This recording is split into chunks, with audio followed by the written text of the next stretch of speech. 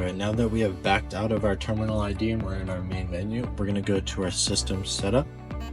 We're going to go to our wireless connection. So we're going to go to device setup, and then we're going to go to ATM tcpip, and it may take a second to get into this.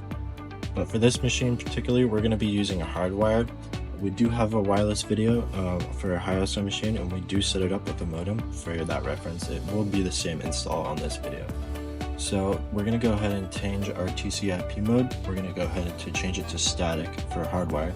But if you're going to use a wireless modem, you're going to want to make sure it's on DHCP. But for this machine, we'll go ahead and do a static IP. So that looks good to me. And then we're going to actually click apply before we back out of here.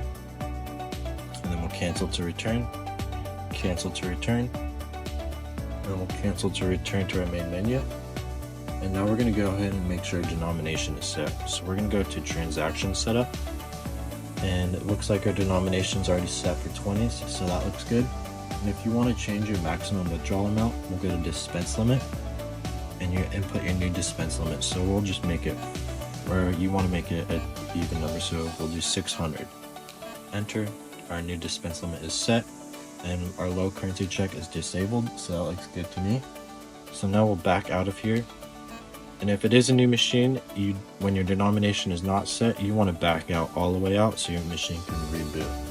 So now that we're in our main menu, we're going to go ahead and set our keys for our key management. Check the links in the description below to learn more. Don't forget to click the like and subscribe button and the bell notification to get notified when we drop new helpful videos. Thanks for watching.